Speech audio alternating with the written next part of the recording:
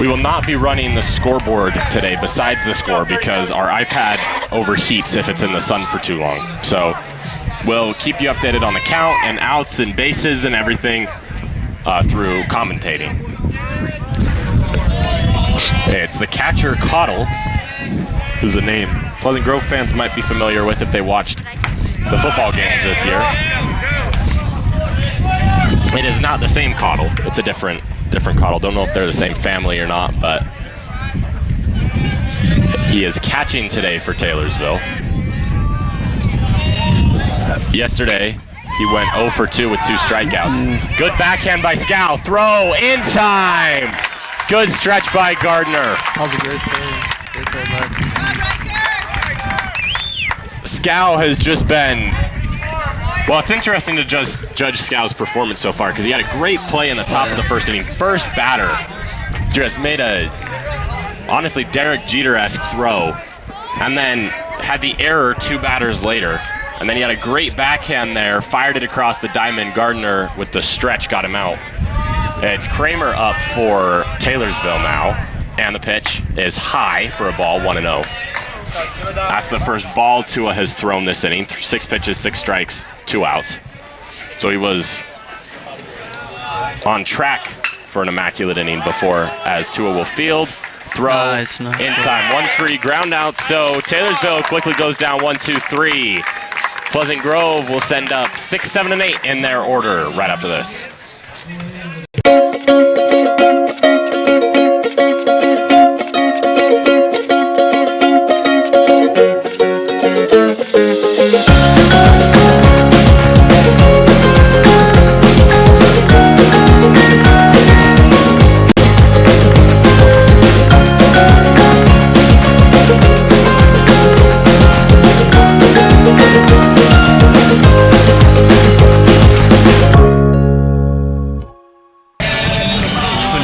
So we head to the bottom of the second inning. Pleasant Grove leads. Well, Pleasant Grove leads. Taylor.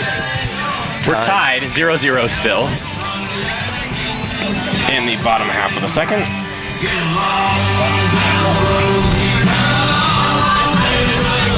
As the winner, if Pleasant Grove wins this game, they'll advance to what's technically the state tournament at UVU. That'll take place next week. And if Taylorsville wins this game, we'll have another game here in Pleasant Grove later today. That's 4, right? I believe it's scheduled for 30 to 45 minutes after this one ends. All right. Skyridge yesterday beat Davis 11-1. The winner of the series today, the Taylorsville Pleasant Grove series, will play the winner of the Davis Skyridge series in one game on Monday. The winner of that game will play at 7 on Tuesday. The loser will play at 1:30 on Tuesday. And, well, I'm not going to explain all the scenarios because there's a lot of different complicated ones. All Pleasant Grove needs to care about is win a game today. We play on Monday. Moving forward, Wolfgram looking good. So far on the bump, knock on some wood. And so that brings up Slater Scow.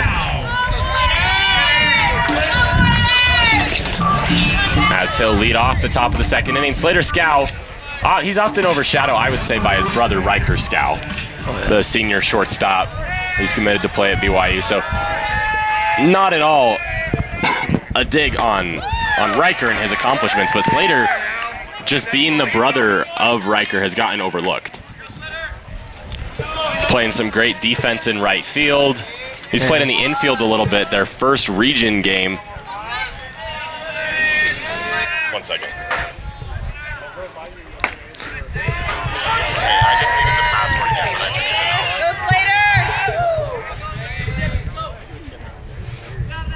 out. Still? Bruh, okay. Wait, what's going on?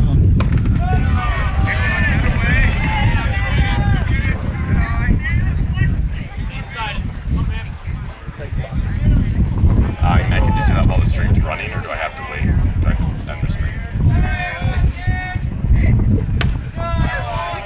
Okay, so turn off the...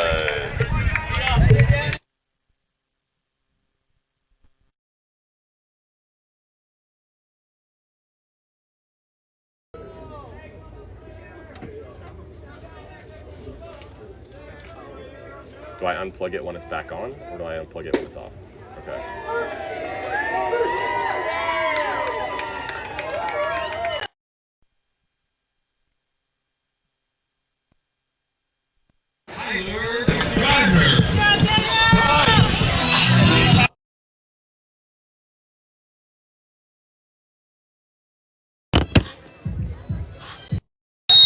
Okay.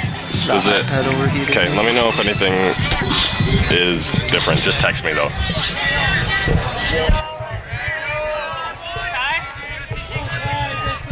I'm still checking my phone, so okay. Scow just struck Nice out, hit. and then Gardner pops one up to the shallow infield, and it's grabbed by the second baseman. Man alive. So that brings up Gabe McCoy, the center fielder.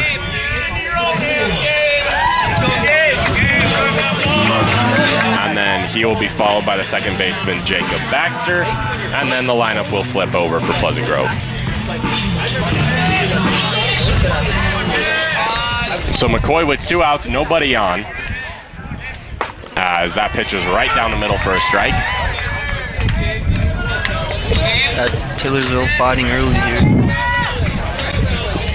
Taylorsville's been a team that's been fighting all year. They beat Clearfield to advance to this series. They had to play in what's called the regionals, which is another 3-game set. They were playing the worst team in the state. They beat Clearfield 10-3 and then 4-3. They played a game on Saturday and a game on Monday. As McCoy pokes his bat at one and it goes foul and out of play.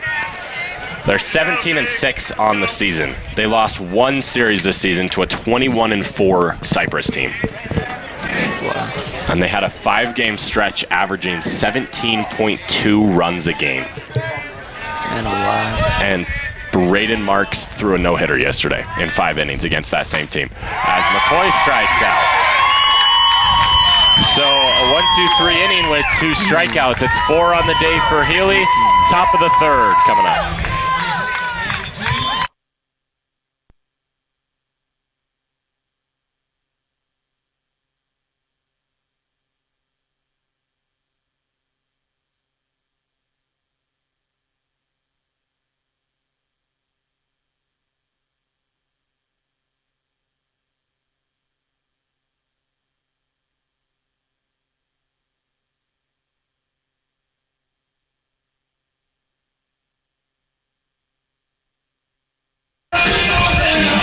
So heading back to the top of the 3rd inning, it's Pleasant Grove 0, Taylorsville 0. 7, 8, and 9 coming up in the order for Taylorsville. If it's the same as yesterday, well, just looking at who's on deck, it looks like Keys will come up first, followed by Ballard, and then it'll be interesting to see who bats 9th in their order. It looks like it is going to be the same as it was yesterday. Stevens will bat 7th, Keys will bat 8th, Ballard will bat 9th. Wolfgram on the bump. He's looked good today, and he's looked good in his last couple starts. Oh yeah, really clean. Really clean. He came in and he pitched a great game on, it was senior night, I believe. Yeah, he looked great. When Pleasant Grove mercy ruled Corner Canyon. That felt good. 11 in 1 inning, right? 11-1 was the final score, I believe. Wow. After 5 innings. So Pleasant Grove has mercy ruled 2 straight games. They're looking to do it again here. Not on pace right now, it's still 0-0.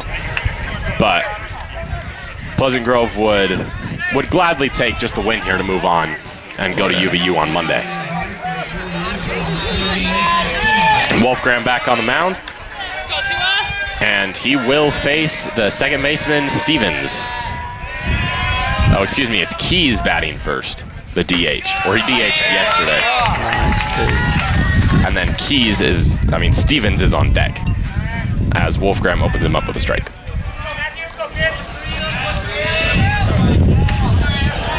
The 0-1 count from Wolfgram is in there for a strike. 0-2. Wolfgram's just been wheeling and dealing last inning, this inning. He's putting the ball around the edge of the zone, and he's doing a great job. The 0-2. Caught on a miss, strike 3. 3 pitches, 3 strikes, 1 out. It's his 3rd K of the game, and that brings up Stevens.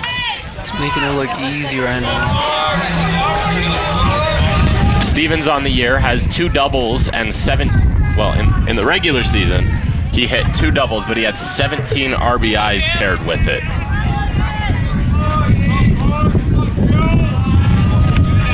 And he's looking to do some damage here to get the first runs on the board. Nice play. Was that Wolfgram with the snag? Yep. So And then Gardner. Wolfgram to Gardner, just how they ended the last inning, gets the second out of this one. It's Ballard now.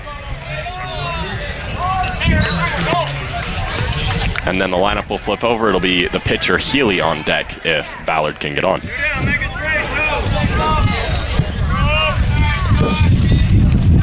The 0-0 with 2 outs is low and outside for a ball. You saw the error by Scow in the first inning, right?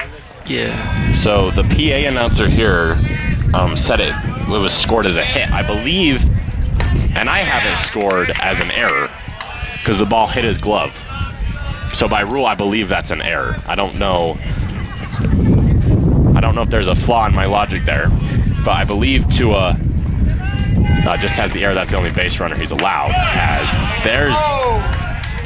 there's a pitch PG wanted as a strike. Coach Henry is not too happy about that one. It's a 2-1 count now. Coach Henry got fired up yesterday as that ball's rolled over. Fielded by Scout. Oh, and it's another error. In and out of Scout's glove.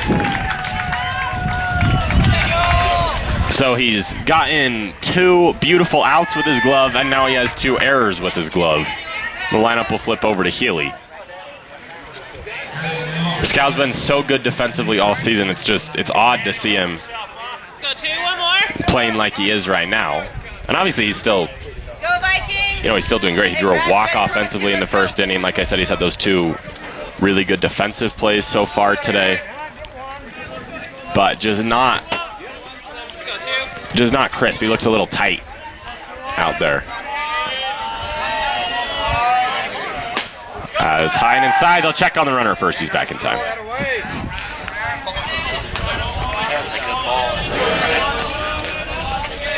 I love that decision. Get the high and tight fastball back Healy off the plate, and then do the snap throw to first just to see if you can get the runner leaning. 1-0. Is in there for a strike. 1-1. Nice pitch. I would not be shocked to see the runner go here. He's leading off and he's concentrating on Wolfgram like he's gonna try and swipe the bag at second. It would be Baxter who'd have to make the play. Scow's playing way far off. They'll check on him and they got him. Nice out. It's the second pickoff of the game. And 2 with the eyes. so at the end of the first inning, Wetzel, the 3 batter, reached on an error and then got picked off to end the inning. At the end of the third inning, Ballard reached on an error and got picked off to end the inning. So history repeating itself as we go to the bottom of the third inning. Vikings will send up Baxter, R.J. Wilson, and Tua Wolfgram. After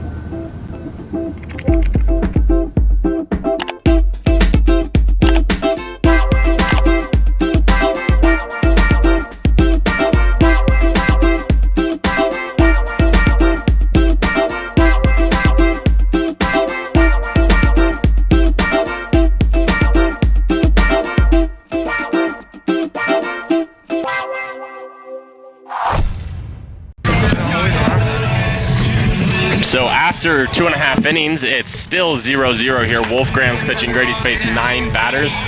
2 of them have reached both on errors, and both of them got picked off before the next at-bat ended. So coming up in the bottom of the third inning for Pleasant Grove, you got Jacob Baxter who's playing second base. R.J. Wilson is playing third, and then the pitcher Wolfgram will bat third in the inning, second in the lineup. And then if any one of them reach Riker Scal, the BYU commit shortstop will be batting third in the lineup, fourth in the inning. Do you have a pitch count for other pitchers? Wolfgram's isn't high. I can't tell you about Healy's. I can tell you he's faced 8 batters through 2 innings. But I cannot give you a pitch count right now. As I'm just trying to figure out defensively for. Seems like quality at bats today. Yeah, even there have been a couple strikeouts by him. Slater Scow struck out. Hayden Zamboni struck out to end the first, and he had a really, really quality at bat. Just didn't end the way he wanted to. He took it to a full count, kept fouling some pitches off.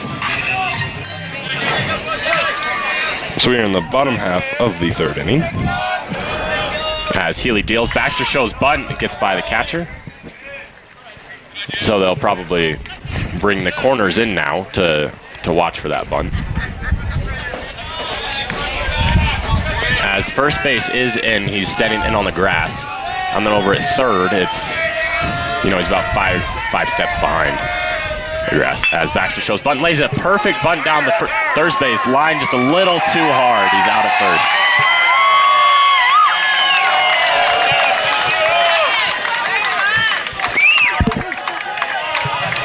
That was a really good bunt. It was hugging the foul line. He just hit it. He just hit it too hard. Just hit it right towards the third baseman. Fielded cleanly and.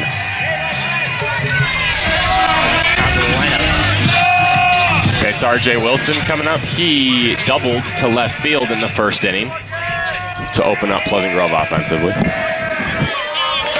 And he's playing at third base today.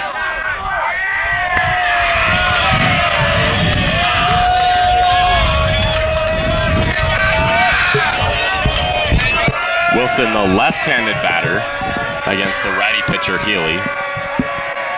Healy deals, and it's popped up shallow outfield. Scooting back and making the catch is the third baseman, Kramer. He's wearing number 19. Oh, excuse me.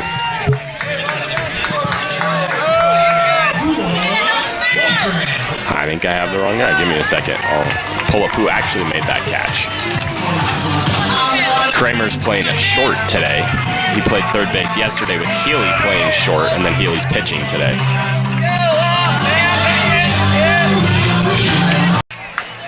He's just spending his day playing defense. For Pleasant Grove today, it looks like it's the catcher today. It looks like it's the catcher, Farr, who's just playing defense. I don't think he is not getting at-bats today. So Farr is just catching.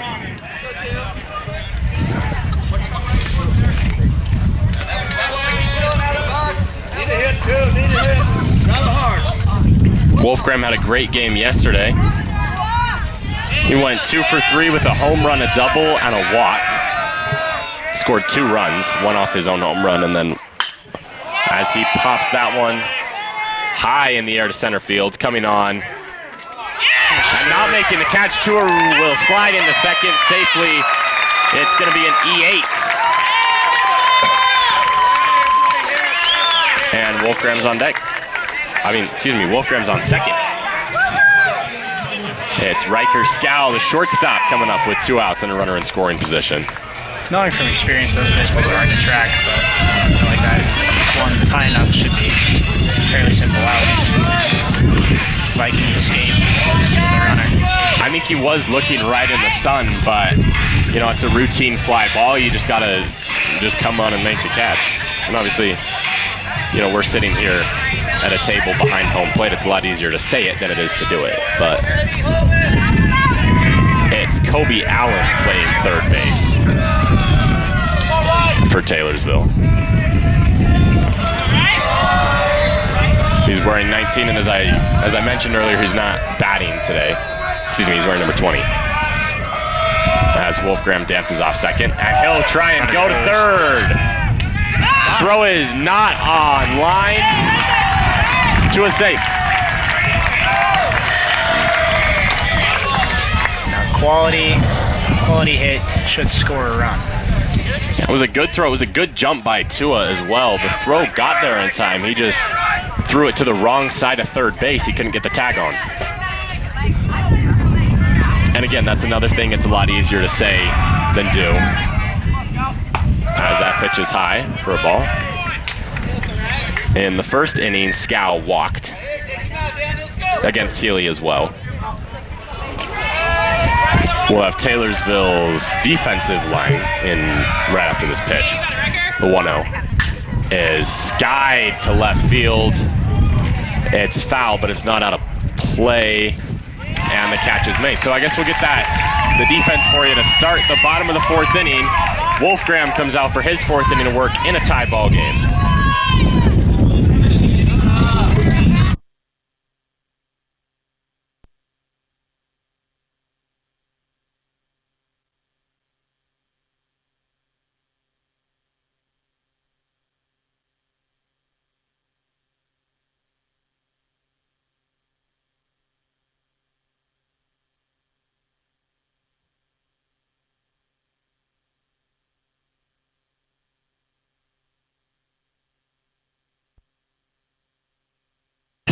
We're going into the top of the 4th inning. It's 72 degrees and very sunny out here. There are almost no clouds in the sky. It's a beautiful day for some baseball. It's a little tough for the fielders to find the ball, as we saw in the last inning with the E8. Wolfgram reached on that error. But Healy, the pitcher and shortstop, will lead off the next inning. This season, Healy had 6 doubles, 3 triples, a home run, and 18 ribbies. The most impressive part and the best thing to see for Taylorsville this game is he went 6-1 as a pitcher. And he's gotten himself in and out of some trouble in the last couple innings, but no runs on the board is probably all his coach cares about right now. As Pleasant Grove defensively, going from 3rd to 1st in the infield, it's R.J. Wilson, Riker Scow, Jacob Baxter, and Tyler Gardner. Going from right to left in the outfield, Slater Scow, Gabe McCoy, and I lost him, Tanner Christiansen. Behind the dish is Brad Farr, and on the mound is Tua Wolfgram. As we head to the top of the 4th inning, Taylorsville will send up 1, 2, and 3, as Wolfgram has faced 9 batters today. I do believe there's still 0 hits allowed. He's not allowed to hit. You're correct. He's allowed 2 base runners off. Well, I guess he hasn't really allowed them. 2 base runners have reached off errors. As he's going to fix his shoe really quick.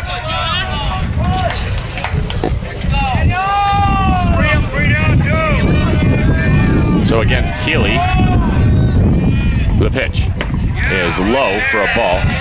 Nobody on Taylorsville is committed to play college baseball so far. As Healy grounds that one to short, Scow will field the throw.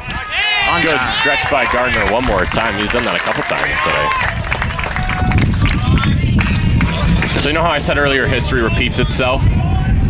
Well, Healy just grounded out to short same way he did in the 1st inning. So I guess just expect Fromm to strike out here, which now that I said that, isn't going to end well, but let's hope for the best. Tua has 3 strikeouts today, 1 in each inning, as he opens up Fromm with a ball high.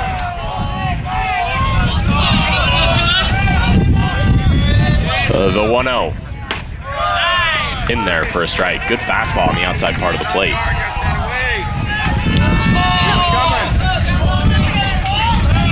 Wolfgram with the 1-1 count, 1 out. The pitch, way outside, 2-1. It's the left fielder Wetzel on deck, who reached on an error in the 1st inning. Fromm in the regular season with 2 doubles, 16 ribbies, and he can pitch as well. He went 4-1 as a pitcher, as he waves and misses at that one. Great off-speed breaking ball.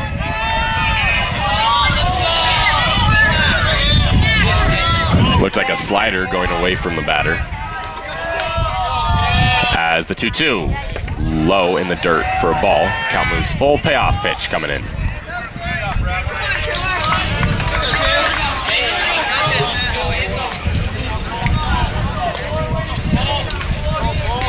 Wolfgram has to fix his shoe one more time.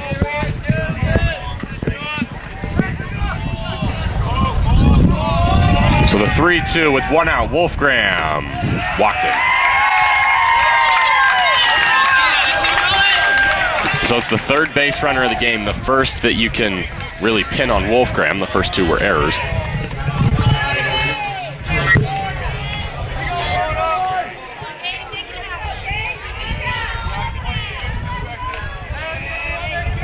So now it's the left fielder, Wetzel, with the runner on first, 1 out.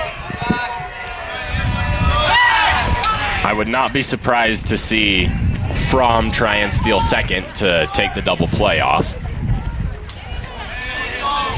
We'll see if or when he goes.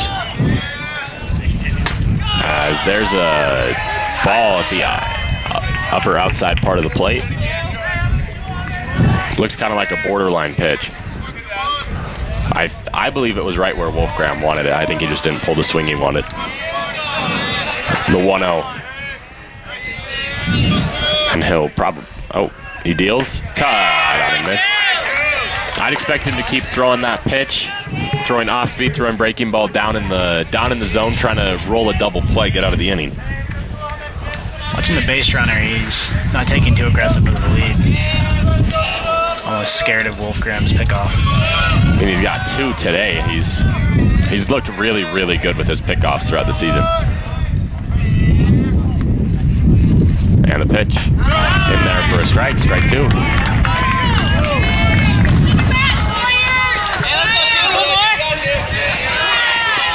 So 1-2, as I mentioned earlier on the broadcast, if Pleasant Grove fails to win this game, we'll have a game 3, about 30 to 45 minutes at the conclusion of this one, as the runner's checked on and safe.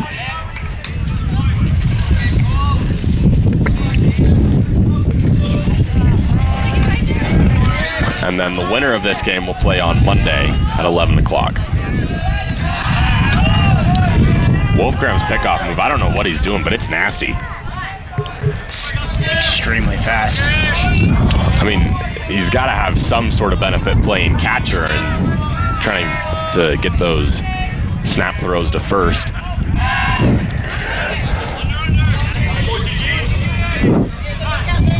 As time is called, the pickoff for Wetzel at the plate when, and I don't know how concerned Wolfgram is of Fromm running. I don't know if he's just trying to get him picked off when he's done a couple times today, or if he's scared of him trying to steal second. But it's always an advantage as a hitter when the pitcher is more focused on the guy at first. Like, he's thrown more pickoff moves this at-bat than he has pitches.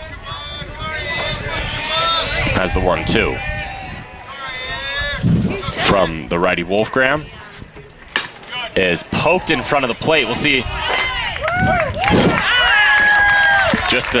Wolfgram had to show off there. Runner advances.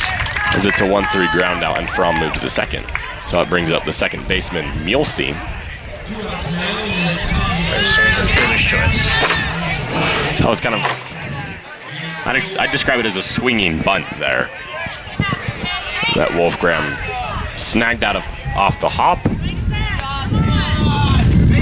And then one thing I noticed yesterday as well is a multitude of Taylorsville batters are using this orange metal bat. I don't know if they have like a good luck charm in it, or, clearly there wasn't a ton of luck yesterday. They lost 15-0, but I don't know if it's just, that's what they got. You want everyone to use it, or what's going on, but you'll see a lot of people using this same bat. They'll change it out before their plate appearances too. Just a beautiful outside fastball there. No one is touching that. Whether it's called a ball or a strike, that's just pure velocity.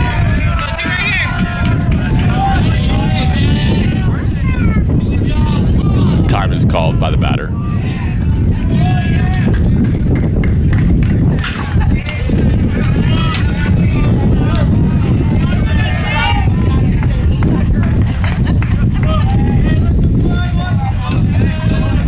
So runner on second, 2 outs. Muehlstein up. The pitch. Cut on a missed high fastball. I don't know if Wolfgram's drinking some of Mike Secret stuff, but he's been, and I'll knock on wood for this too, he's been unhittable today. really the only contact they've made has been a couple of errors and then a swinging dribbler bunt in front of home plate. So the 0-2 with 2 outs. Fights that one off.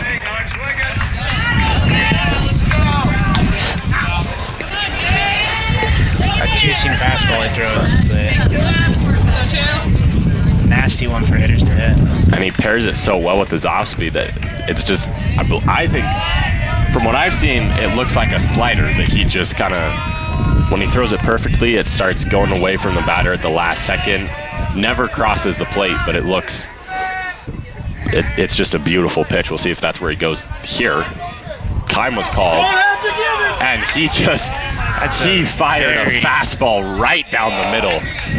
It's a very late time call. That had to have been in the 90s, that fastball, and he got time called on it. Just the frustration that has to be setting in for Tua right now. Wouldn't be surprised to see a pickoff from here either. The 0-2. Cut on missed. Off-speed changeup. Does its wonders. Gets him way out in front of it. So 4 Ks on the day for Wolfgram, and Pleasant Grove will send up 4, 5, and 6. Chris Jansen, Zamboni, and Slater Scow in the bottom of the 4th inning.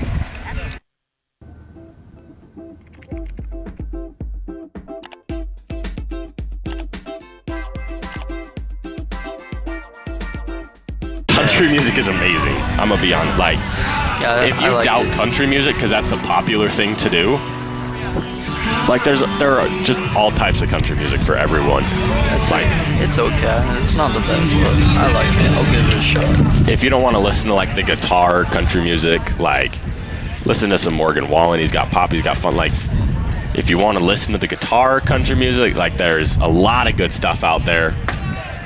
And then if you want to listen to even rock country music, like Hardy, Hardy and Ernest have some great songs. Like I've only heard a few of the songs about him, but left to third.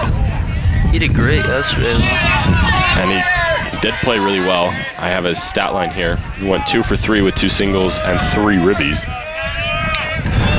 He's got no one on to open up this inning as he takes a pitch low and away for a ball. The third guy that Taylorsville brought in yesterday, Orchard, he pitched 1 inning, 2 hits, 1 earned run, 1 walk, and 1 run. He did not have speed on any of his stuff. I don't know if he's a usual pitcher or if they just put him in to play. Healy looks like he's a little fatigued. His stuff seems like it's slowing down. Maybe that's just perceived velo, but the 2-0 is in there for a strike. Yeah, I don't know about you. That looked pretty similar to the first 2 pitches of this at-bat. But Chris Jansen up in the at-bat regardless, 2-1. As that one's grounded straight to the third baseman and through his legs. Nutmegged him. I'm sorry, I'm just seeing now that you guys can't see third base very well. Hayden Zamboni.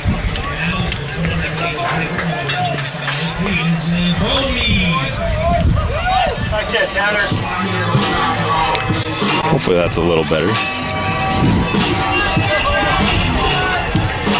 It's been a pretty quiet day for both teams. Yeah, very quiet offensively. Both teams haven't been able to get a ton of stuff going, but there's been some really good plays defensively though with Riker. Yeah, I don't think that one hit the glove of the third baseman. I think it's ruled a hit, as they'll check on Chris Jansen at first. He's safe. Pleasant Grove having some fun in their dugout. You know, even though it's still tied 0-0, Pleasant Grove still got a lot of momentum on their side. Taylorsville doesn't have a hit yet. They haven't had a hit this series, and it's game 2. We're 4 innings in. As Zamboni shows bunt, Healy hasn't even looked back. He doesn't know that's what Zamboni's showing. As there's a ball. I think Pleasant Grove has, you know, I don't hate the decision to have Zamboni bunt. I think Pleasant Grove just has a ton of faith in Tua pitching. People have been saying that the plan is to bring Hudson Banks in after. I think they're saving Hudson for a possible game 3. I think they'd bring in Cole Douglas as the first guy out of the bullpen here. Zamboni shows bunt again. Yeah, which makes sense. And he pops it up very foul. That's it. But it's likely going to be Douglas or Banks coming out of the bullpen. Marks pitched all 5 innings yesterday. No bullpen arm was used. I gotta save him. And Wolfgram's through 4 so far, 4 hitless innings with 3 runners reaching 2 on error, 1 on a walk. 1-1 count to the right-handed Zamboni. And they'll check on Christiansen at first. He's safe.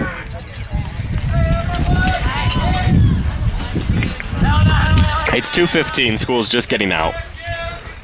If you go to Pleasant Grove High School and you chose to go to 4th period instead of coming to the baseball game, I hope it made your grade an A, because there's not a lot that's worth more than a game. Baseball. Great day for some baseball. Baseball, you hear it all the time. It's like America's pastime, and it's truly not appreciated as one of the great sports that it is. It's getting some worldwide recognition. You know, there are boys growing up their whole life wanting to play some baseball, and that's exactly what Zamboni's been. He's been given the opportunity to do that, and as a senior, you know, he's playing in his last season.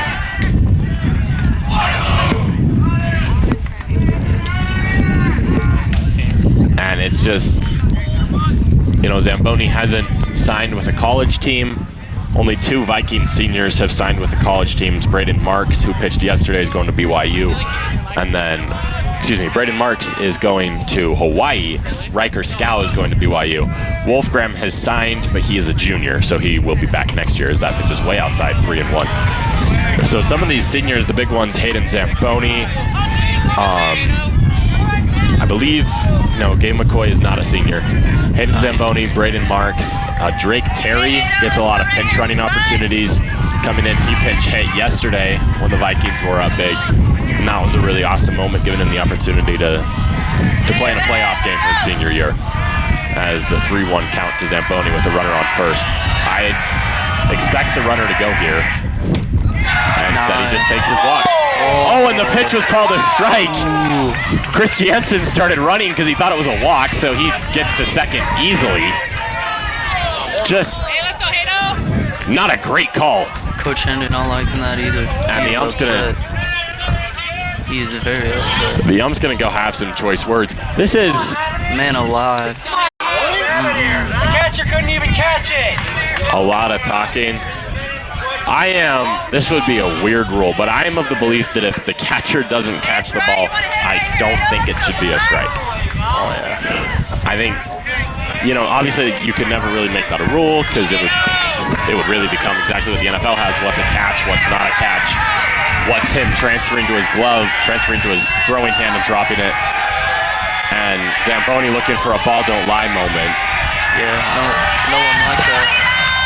I think I might scream some ball don't lie depending on what happens here. But the payoff pitch coming in, crowd's getting loud. Yeah, bench is upset. For game 1. Volume's up, energy's up. The payoff pitch is grounded weakly out the middle. Runner advances to third. Ooh. And he drops it. Runner comes home.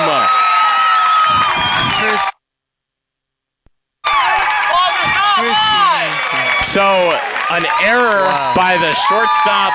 Zamboni's safe at first, and the Vikings have the first run of the game. So an E6, it'll go in as an unearned run for Healy.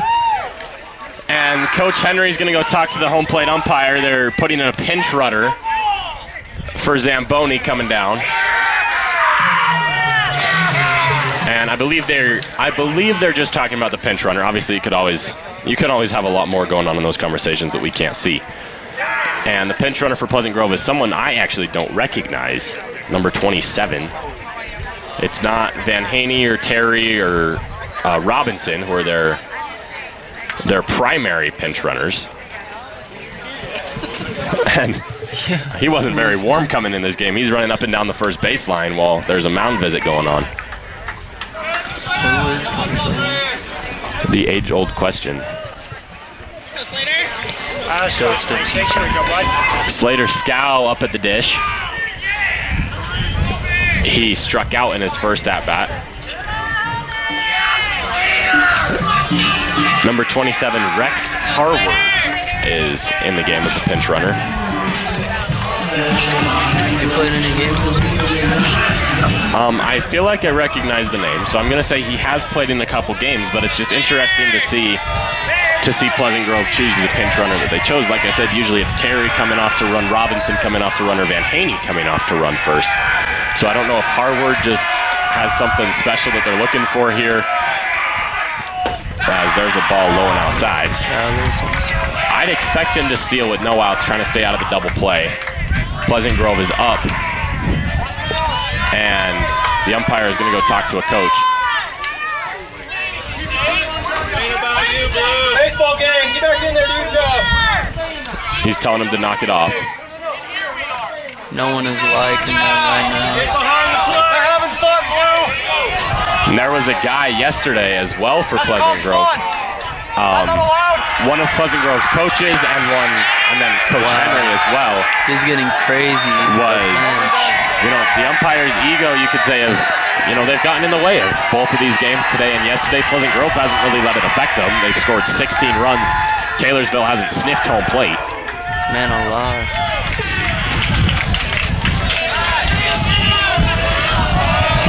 So it's the first run on the board. As I mentioned earlier, it'll be uncharged. It won't be charged to Healy, as it was off an error. Crowd's Very getting loud. Very, very loud. An electric atmosphere here as Scow, I don't know if it was on the swing or the pitch, but he's given a strike.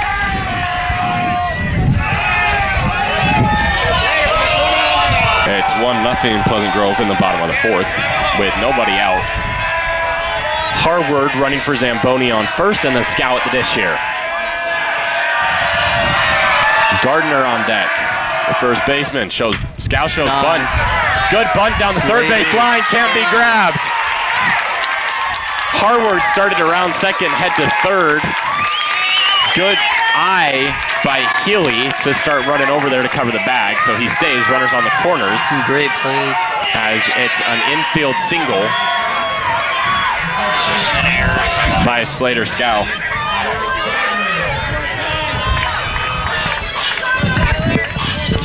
So that brings up Gardner with runners on first and second, nobody out. Pleasant Grove up 1-0.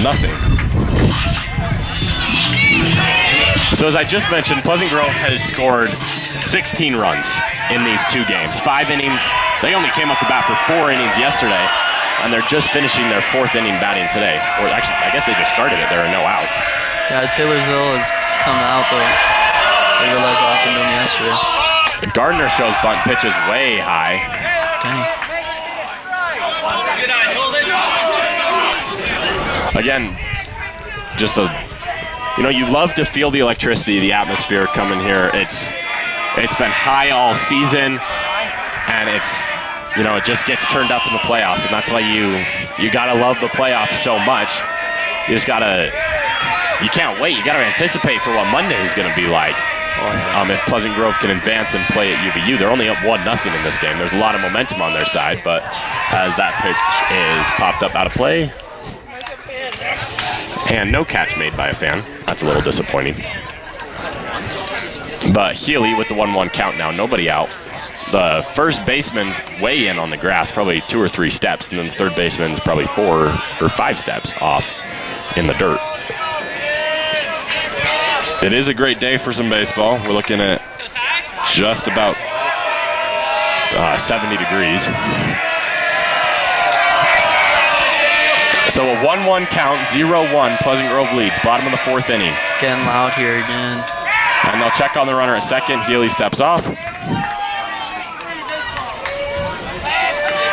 I don't know what the difference is between today and yesterday, but Coach Henry had a problem with the way Pena was stepping off yesterday. Doesn't seem to have the same issue today, so I don't know if they talked to Taylorsville and they changed that, or if there's just something different with the way Healy steps off. But 1-1 shows bunt, fouled right back towards us. It scared you a little bit, didn't it? Yeah, a little bit. Came right there, right there. So a 1-2 count for Gardner now. As McCoy on deck, the 8-hitter. He's playing center, and then Baxter in line to come up to this inning. He's playing second. He bats ninth. The lineup will turn over after that. So Gardner with 1-2 count, runners on first and second. Nobody out looking to put up a crooked number. They'll check on Harward at second. He's safe.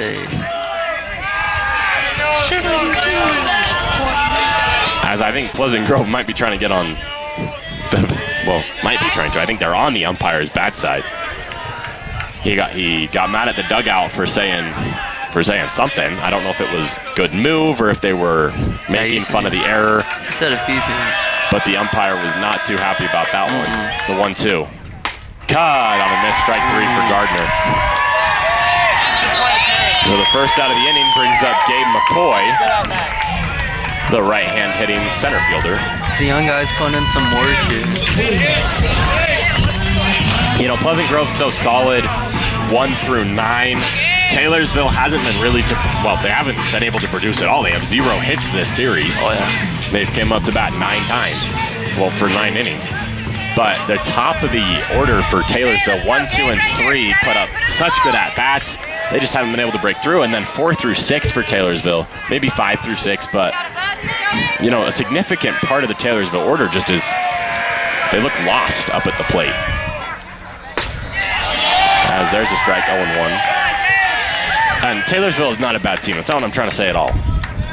But when the top of your order is struggling and the bottom of the order can't do their job, you know, it's a little harder. You have those times, like I said, like there was a time in the season Taylorsville was averaging 17 runs a game over 5 games. You have those times where the whole order is just, you know, they feed off each other.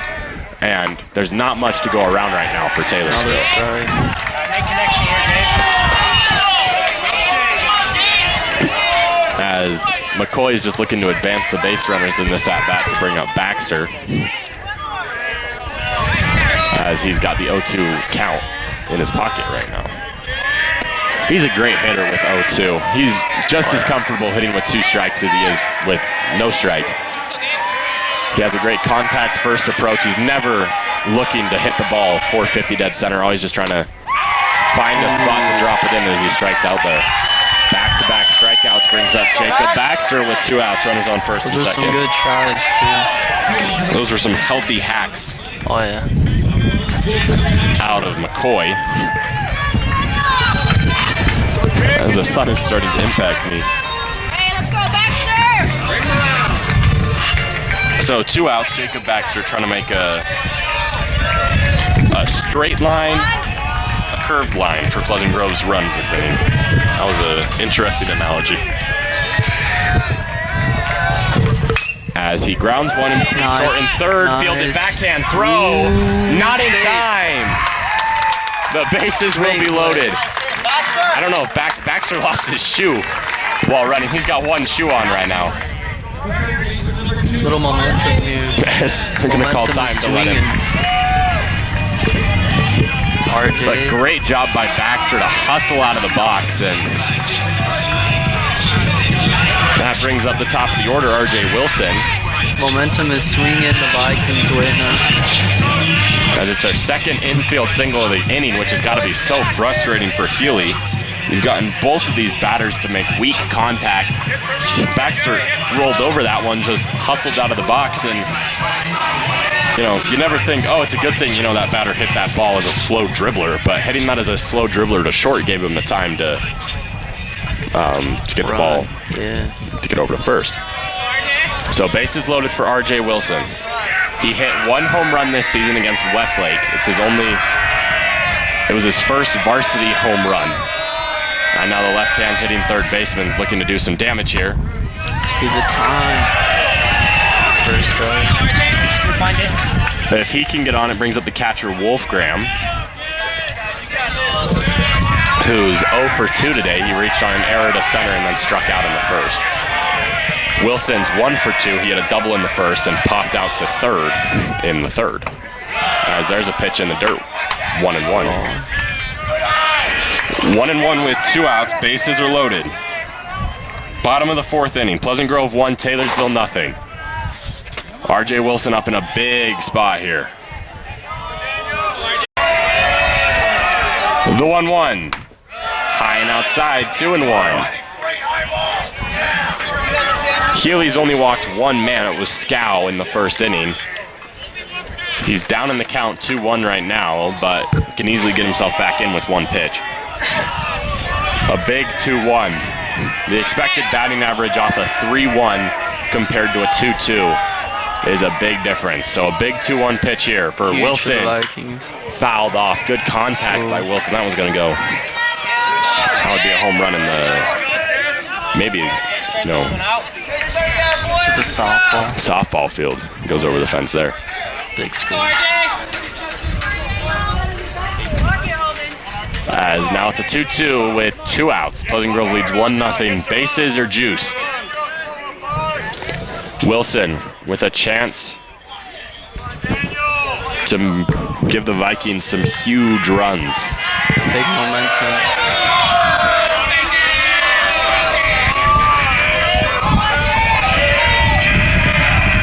And the pitch. Low in the dirt. Runners will stay where they are. We've got a payoff pitch coming in.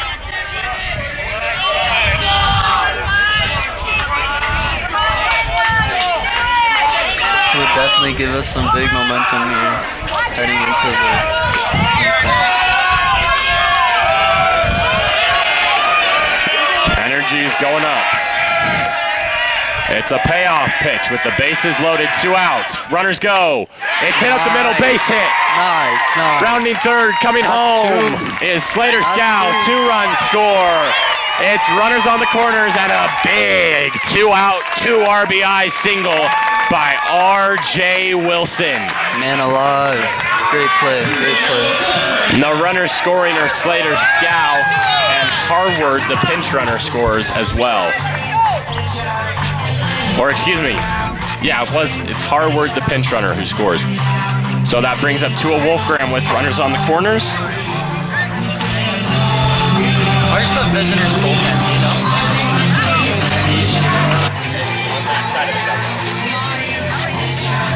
And they're going to pinch run Drake Terry, the senior, for R.J. Wilson. See, this decision makes sense to me, because even if Wolfgram grounds out in one pitch and Terry's just standing on first for a pitch, you still have Terry now as a pinch runner for the rest of the game to run for Wilson, your leadoff hitter. And I think he's a senior, he's a great runner, he's a great batter as well, just hasn't gotten a ton of opportunities with a loaded outfield for Pleasant Grove this year. As he'll lead off first with 2 outs, Wolfgram at the plate. 2. I would not be surprised to see Terry take off in this pitch or in the next couple pitches. He's a fast kid. To try and get 2 runners in scoring position for a great hitter in Wolfgram.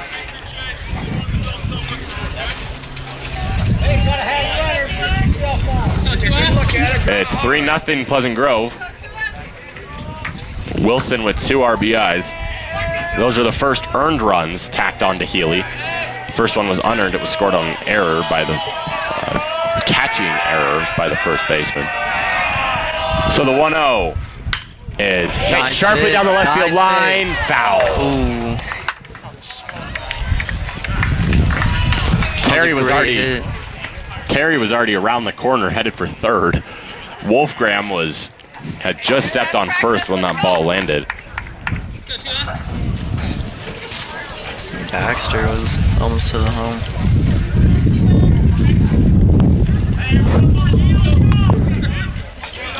Wolfgram walks back. He'll face a 1-1. That looked like a great hit. Was really good contact on that by Wolfgram. You still got to feel good, even though you didn't get on base, you still feel good coming off that contact, seeing what can happen. As Skyridge is reportedly up 1-0 right now. Oh, excuse me, 1 game to nothing. Excuse me, they're playing Davis. Dang. As Wolfgram cuts and misses on that one. They mercy ruled them yesterday in 5 innings. I have no way right now to see what the score is. Nobody's has it updated on Max Preps. It's kind of frustrating sometimes when you're trying to figure out scores around the state for high school basketball. For football, it's pretty updated. Basketball was okay, but for baseball, it's a little tougher to find them. The 1-2 to Wolfgram. Runners on the corners. Outside, 2-2. Nice. It's being really calm. That's the thing I like about him. He's giving great at-bats every time he comes up. Oh, yeah. You know, today, as I mentioned, he's 0 for 2. He struck out and then reached on an error to the center fielder, but he keeps his composure. On the mound, he's so fun to watch. He's so electric, but at the plate, he keeps his composure, and he'll face a 2-2 pitch here. The right-hander deals. Caught on a missed strike 3. So Healy gets out of the inning, but not before some damage is done. Pleasant Grove leads 3-0 heading into the top of the 5th.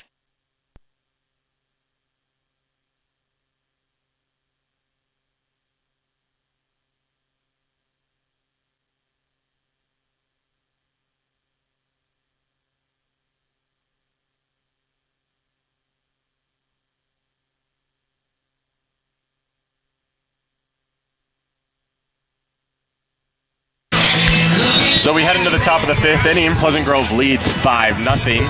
Wolfgram just ended the inning at the plate, and now he's going to come out and pitch. He's looked great so far today.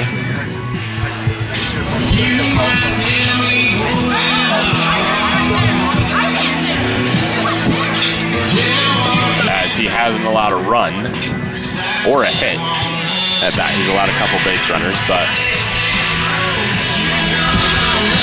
So that last inning, Pleasant Grove has 3 hits, no walks, 3 runs, 2 of them earned, 1 of them unearned, and 2 men left on base. Wolfgram coming out. He hasn't pitched in over 20 minutes. Pleasant Grove strung together a long inning in the bottom half of the 4th, and now just 3 innings left, and Pleasant Grove will be heading to Orem on Monday to face likely Skyridge.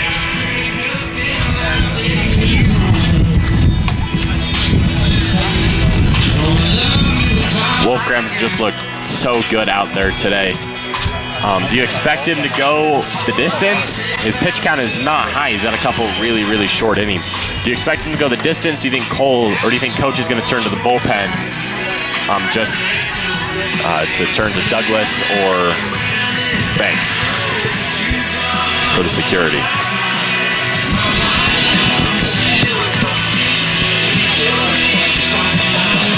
Wolfgram's gone the distance before senior day against Corner Canyon. He threw all 7 innings. And now, today, he has a chance to go the distance. As coming up is the 5-man in Taylorsville's order. It's Cottle.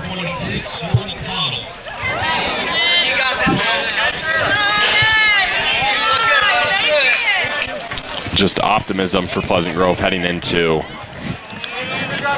the playoffs. They had a great end of the season.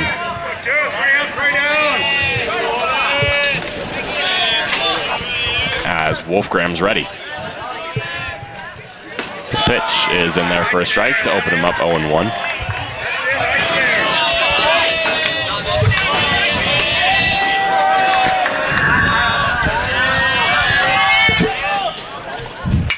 As that ball is grounded, fielded by Baxter. Throw in time. 4-3 ground out. Just some great defensive plays by Pleasant Grove today. And that brings up Kramer, who's playing short today. He played third yesterday. Something Pleasant Grove has to be super excited for heading in. They've lost 1 game since the 25th of April.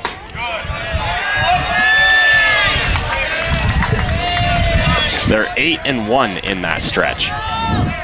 And then they have a chance to make it 9-1 with a win here, as the 1-0 is brought back in by Farr for a strike. Good frame job.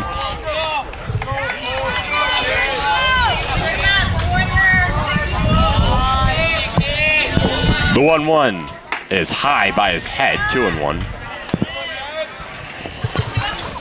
Nobody on, there's one out. Pleasant Grove leads 3-0 in the top of the 5th inning. A 2-1 count coming in by Wolfgram. Kick, steals, hit sharply to left field, going back and making the catch for Pleasant Grove. Just a beautiful play defensively is Chris Jansen. He might have been off the screen for you guys, but left his feet, made the catch. Most solid contact made by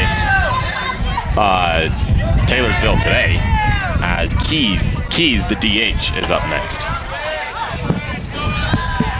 2 outs, top of the 5th inning. Wolfgram kicks, deals, as that one's hit sharply to left field. This one will drop for a base hit. Rounding first, going to second is Keys. Keys in there with the 2-out double, and it's the first hit of the ball game for Taylorsville. It brings up Steffens with a man on second and 2 outs. You have to wonder how long of a leash they give Wolfgram today. Playoff game, you're going to do everything you can to win. Doesn't look like anyone's up in the bullpen quite yet. We're gonna make it 3. Time is called. On the wrong way.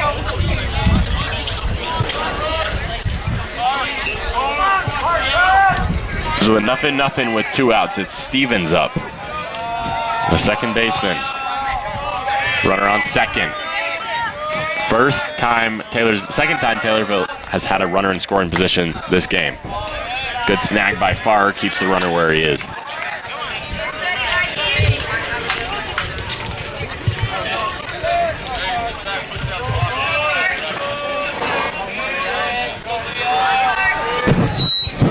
So a 1-0 with 2 outs.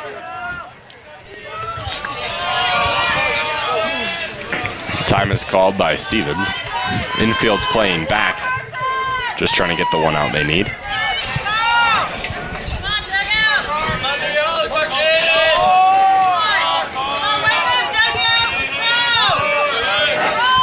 Stevens is set to a kick, steals, in there for a strike. Great pitch. It's that fastball on the outside part of the plate again. Something that you'd expect Taylorsville to be on the lookout for.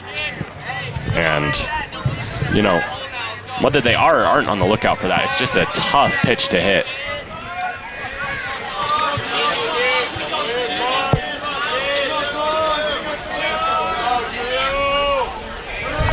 The 1-1 is cut on a missed 1-2.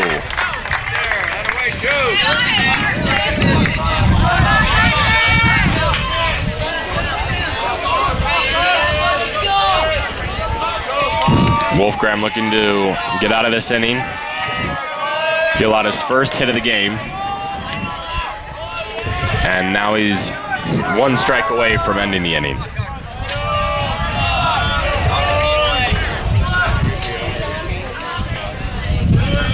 And he'll check on the runner a second. There's nobody there defensively. They would have had him.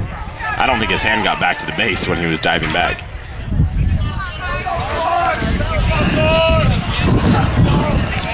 But with 2 strikes, Pleasant Grove's just looking to get the out. Baxter's playing a little closer to second now in case Wolfgram wants to try the pickoff one more time. The 1-2 is fouled sharply behind Pleasant Grove's dugout down the first base line, and that do the 1-2 count over again.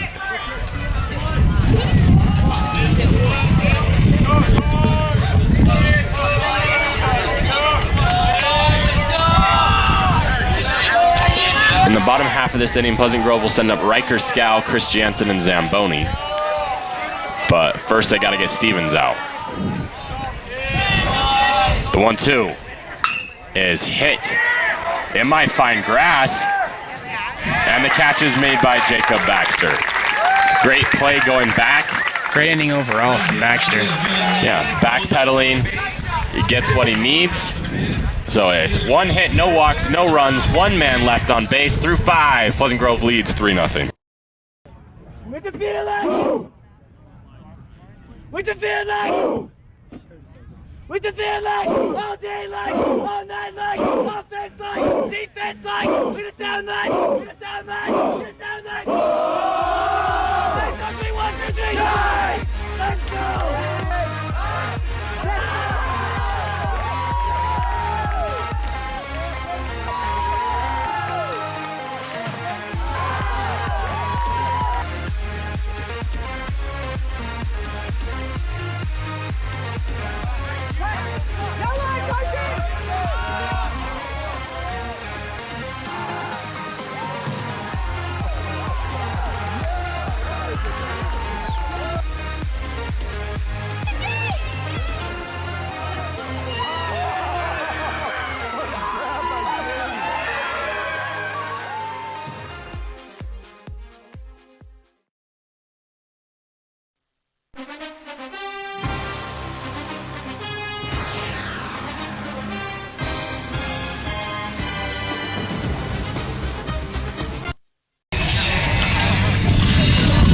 Pleasant Grove looking for a chance to advance to Orem, Utah. I think we speak for most of the Pleasant Grove student body, I guess.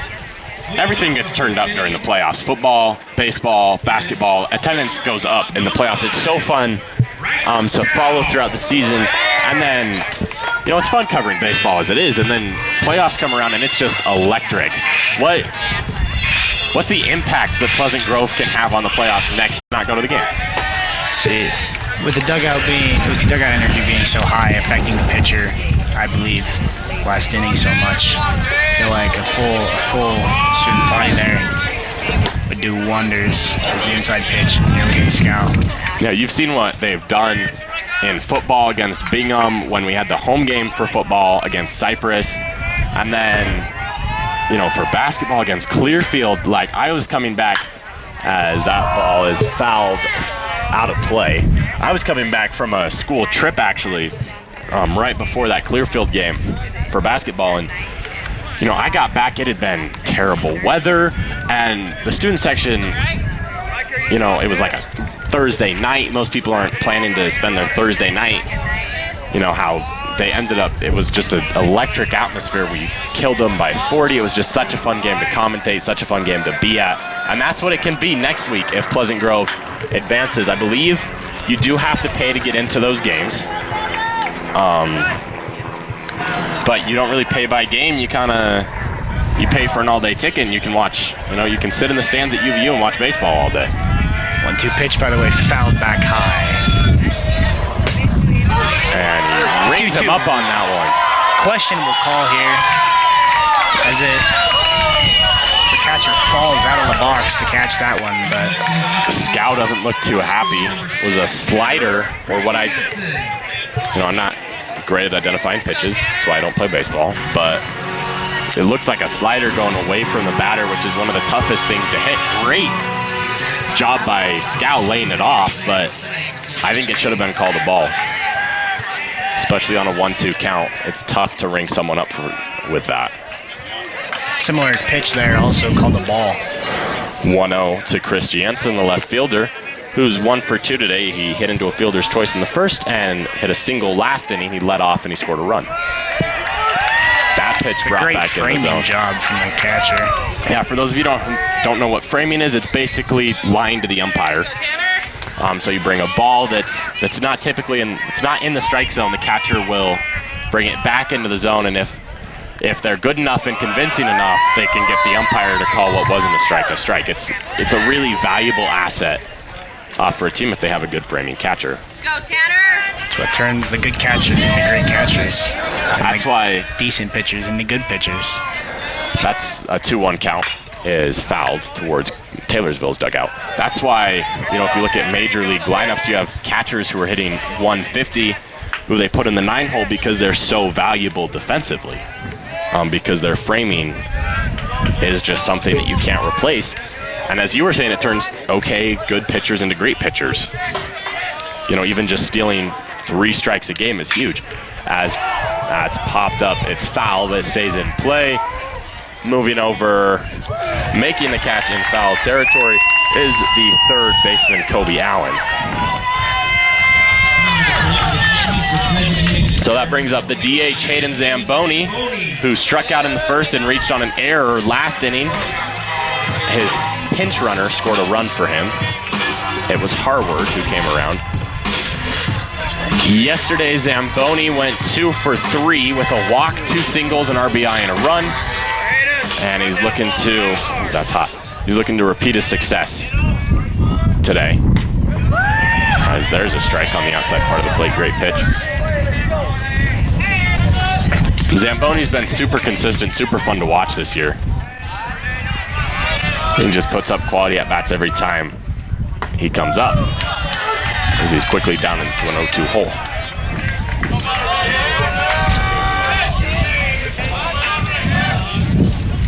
See how Zamboni can battle down a rough count. And as I was talking, hopefully I don't have to eat my words. As I was talking, like, these are the circumstances where he thrives. Is, you know, he goes down on 3 pitches, but it's just, he is a really good professional hitter coming up to bat. And Wolfgram, I'm going to wait for him to come out of the dugout just to see if it's him that they're sending out to pitch. As they are sending someone to the bullpen. No. They're kind of hiding it from us. It is going to be Wolfgram who's coming out for his 6th inning of work. Excuse me. He's through 5 scoreless innings. He's allowed 1 hit. And he's coming out trying to piece together another good inning. Taylorsville is going to send up Ballard. Lineup flips over to Healy and Fromm. In the top of the 6th inning, we'll be back.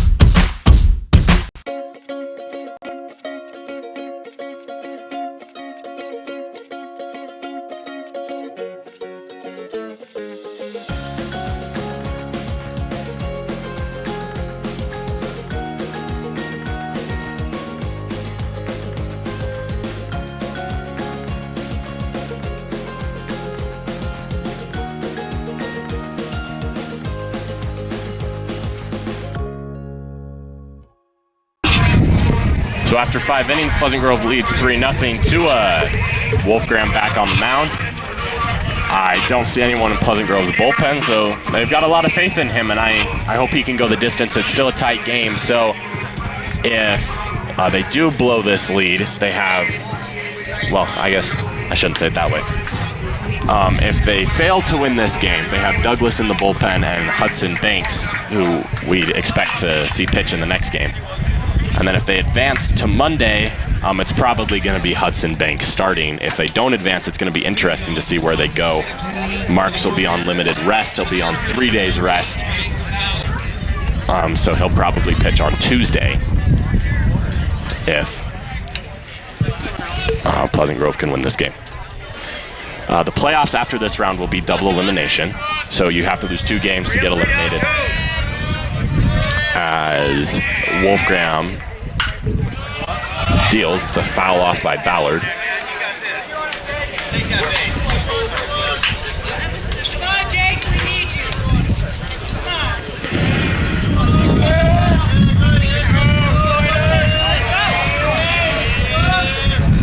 As there's another pitch fouled off 0-2. So Ballard getting some wood, or I guess in high school it's metal, onto the ball, but he hasn't been able to do much besides that.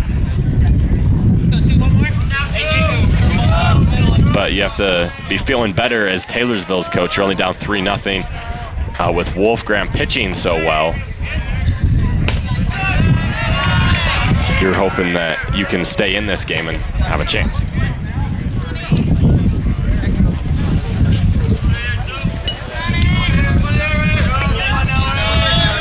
So 2 errors committed defensively for both teams so far. There's a K for Wolfgram, his 5th of the ball game.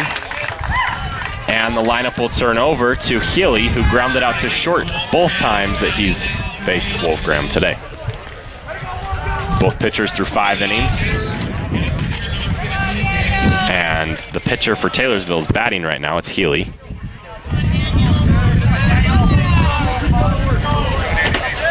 Taylor's playing very deep in the field. The right-hand hitter. They don't want anything over their heads. They're fine giving up a single. As I mentioned earlier, as there's a beautiful pitch by Wolfgram, top of the zone. As I mentioned earlier, it's really the top of the order for Taylorsville who's done the most damage this season, and then everyone below the first 3 or 4 batters hasn't been able to do much today or yesterday. And you know, it's been on the top of the order to try and carry this team. They've drawn a couple good walks, they've reached on errors, they've made contact, as there's a straight shot into center field as it's a single by Healy. And we'll see if that can start a rally for Taylorsville. So it brings up Fromm, who struck out in the first and walked in the fourth.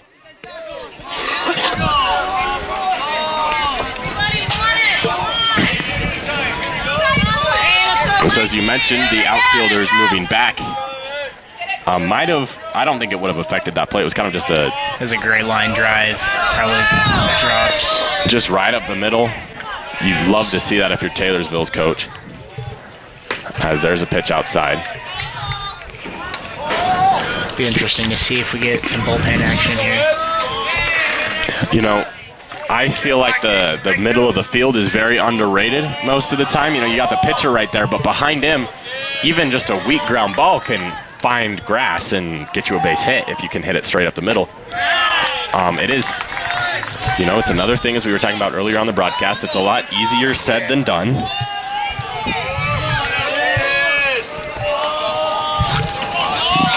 But, you know, a hit up the middle would be great for Fromm here. Because depending on how hard he hits it, it could move Healy to third, as they'll check on Healy at first. And he's safe.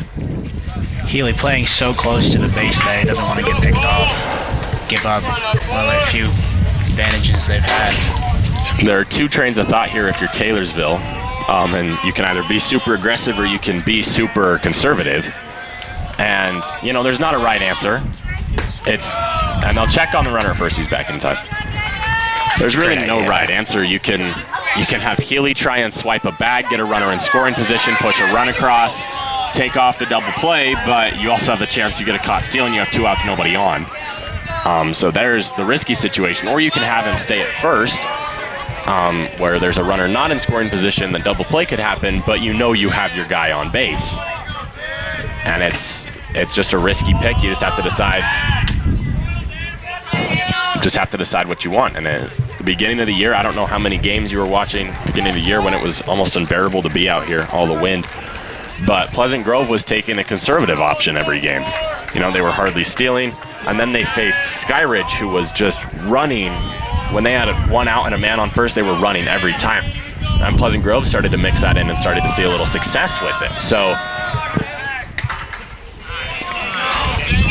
I don't know with how often Wolfgram's trying to pick off first if you can really get a good enough lead to steal. Farrer has a great arm. Like he's maybe 2 or 3 steps off first base. As the 1-2 from Wolfgram. Kick, steals. Pitch very close. That's been called a strike all game. And I guess it's just below the zone.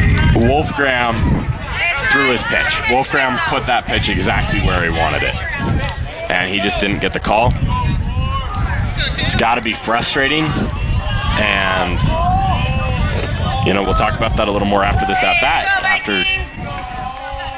you know, as that ball gets away from Gardner, and Healy advances to second, and that's where he'll stay. So that takes the double play out, and the infielders will move closer to the outfield grass.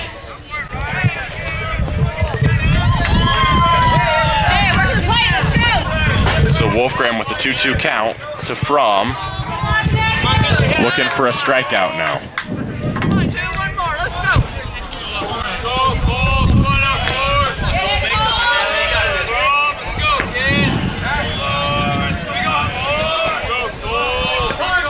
As Farrer is going to call time. I think Tua was trying to get Fromm to call time. He was kind of just standing there. It looked like he didn't even have a thought of throwing a pitch. As I think he's shaking off Farrer now. The sun starts to hide behind the clouds.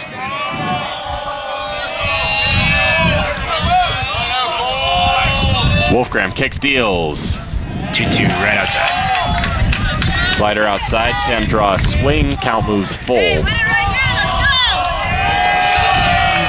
Pivotal moment here for Wolfgram. Tying run on deck here. And Wetzel comes up next. He's been Taylorsville's best player during the regular season by far. We'll read it. I'll have a stat line during the regular season for you when he comes up. But a payoff pitch coming up to Fromm. Tua kicks, deals as it's popped in the shallow right field. Slater Scow had a bad jump on it, and it's going to be the second baseman, Jacob Baxter, who ends up making the catch. It's a great play from Baxter. He's looked great. He got the last out of the 5th inning on a similar play, moving back, making the catch, which is a lot harder than it looks to stay concentrated and keep your feet under you. Wetzel up now. He's an outfielder and he has a good arm. He pitches as well. 13 doubles, 4 triples, a homer, paired with 29 ribbies during the regular season. So he was their most consistent and best hitter, and he's got a runner in scoring position here with 2 outs, the biggest test of the day for Wolfgram. Wetzel reached on an error in the 1st and grounded out to Wolfgram in the 4th. The pitch. Caught on and missed, blew it right by him. It's a great place pitch. The confidence that's got to give for Wolfgram, blowing a pitch just right by a great hitter. I'd expect him, well, I think it would be foolish to go with anything but the fastball here after you blow it right by him. Maybe high and tight a little bit. As there's the fastball again, 0-2. Right down the middle. Wind blowing in. The nice thing for Tua is he can go wherever he wants. He can go off speed, he can go fastball, he can go obvious ball outside. He could try and pitch out and get the runner at second. He could, there are just so many options for Wolfgram here. And we'll see what he goes with as time's called by Wetzel. Just a great outing so far by Wolfgram. There's nothing more he could have done for his team. He's held them scoreless through 5 2/3. He's up 0-2 in this count. And now he's got a chance to send them to the bottom of the 6th inning. Up 3-0 here with an 0-2 count. And the pitch. Caught on and missed, blew another fastball right by him. Just a great inning for Tua as he works himself in and out of a little bit of trouble. 1 hit, no walks, no runs, and 1 man left on base. Pleasant Grove will come up in the bottom of the 6th inning. With the field line! With the field line! With the field line! All day line! All night line! Offense line! Defense line! With the sound line! With the sound line! With the sound line! 1, 2, 3! Let's go!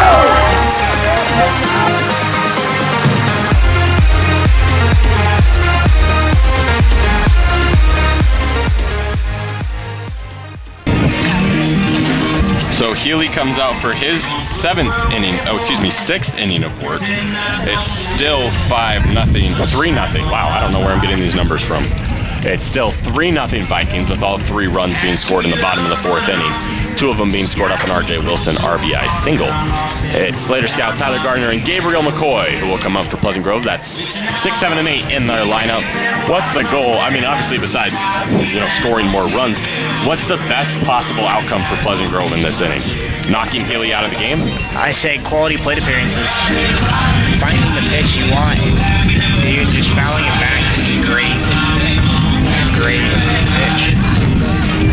Getting to 2 strikes and just having a masterful 2-strike approach, like you said, fouling pitches off and just staying alive, running up the pitch count for Healy, and then when he makes a mistake, capitalize on it. And that's what they did in the 4th inning. The 5th inning, Healy looked pretty sharp. We'll see how he comes out in the 6th inning and see if Pleasant Grove can do some real damage off him. I'd say even just work the count, find the ball, but I mean, in all fairness, the umpire hasn't been the most consistent. But you just gotta be smart at the plate. Yeah, and that's it's obviously frustrating to come up and not have, you know, a set strike zone, and the umpires kind of getting mad at Slater Scow and Coach Henry because they weren't ready when he wanted them to. So Healy's through 5 innings.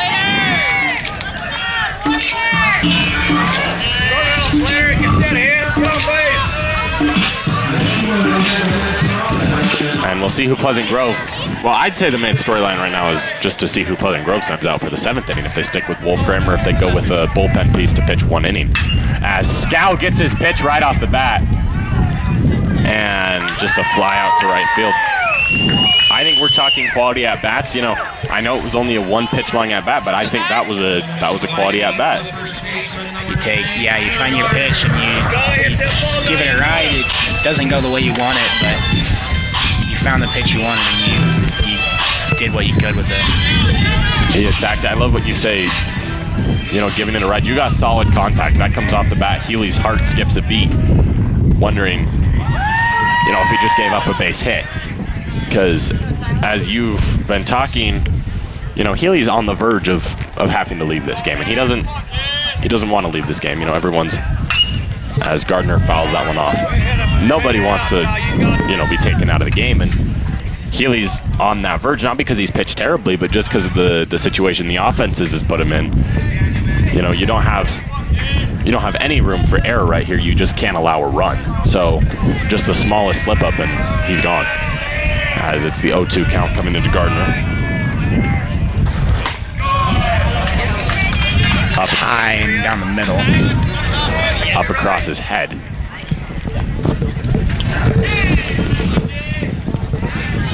Taylorsville, they're a great team. You know, they finished seeded 9th in the region.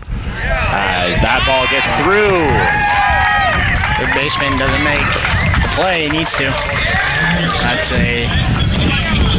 That's another one of those quality plate appearances. Yeah, Let's see how the base runners play, how Coach Henry decides to hold our base runners. We'll see if Gardner looks like he will stay in the game as the base runner. I'd expect a steal here. Gardner's, you know, he's a speedy outfielder, or I guess he's playing first base today.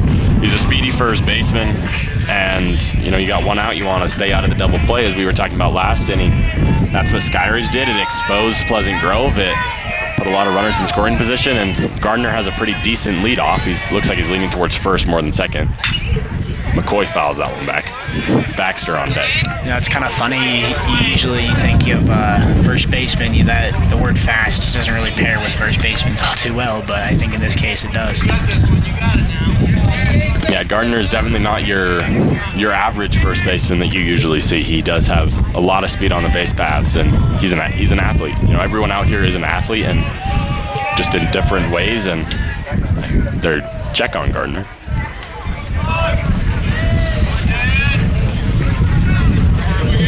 McCoy at the plate, as I mentioned earlier, the huge advantage you have as a hitter when the pitcher's more scared about the man on first. We'll see if McCoy can, as we've been talking about, get his pitch, have a quality at bat, and drive it. 6-4, and it's not safe at 3, so a 6-4 fielder's choice.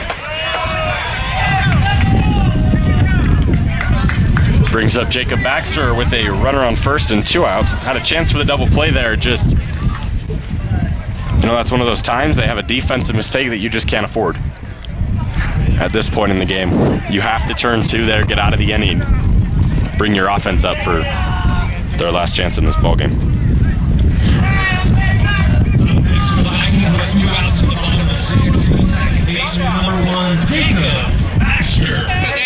Jacob Baxter's had a lot of quality plate appearances today. He had an infield single in the 4th inning, and he grounded out to 3rd in the 3rd inning. And he was stranded on 3rd to end the 4th inning. So as we were talking about in the 4th inning, you know, it was not a great hit in the 4th inning. It was an infield single. He just had some heart, had some hustle, got right out of the box, and ended up being safe at first. And those are the things as a coach you love to see. That's why he's getting at bats. That's why he's playing the field. That's why he's getting minutes. It's just the hustle, the heart, and, you know, what he leaves on the field when he leaves. First pitch swinging. Makes contact, but goes foul down the third base line. As now it's McCoy on first. We'll see if Pleasant Grove, risks it with the steal. We asked the same question with Gardner on first, and then he got out at second with the fielder's choice. They check on McCoy.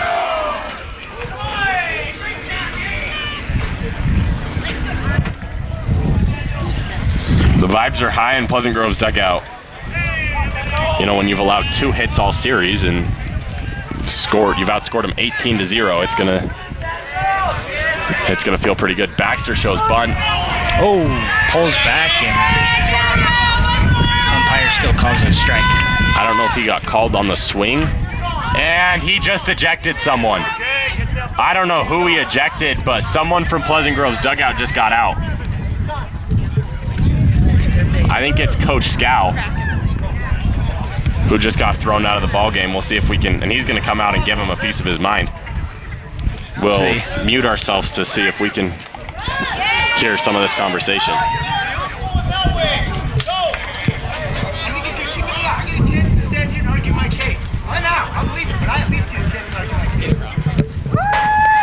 And Coach Scow wants a chance to talk and argue his case, and the home plate umpire just walks away from him. We'll see if he gives some words to the first base umpire or if he just leaves. And it looks like he's just going to be walking out. So, as I mentioned, tensions have been high for Pleasant Grove between these umpires. There have been some calls. Coach Scow gives a bow to the crowd on his way out.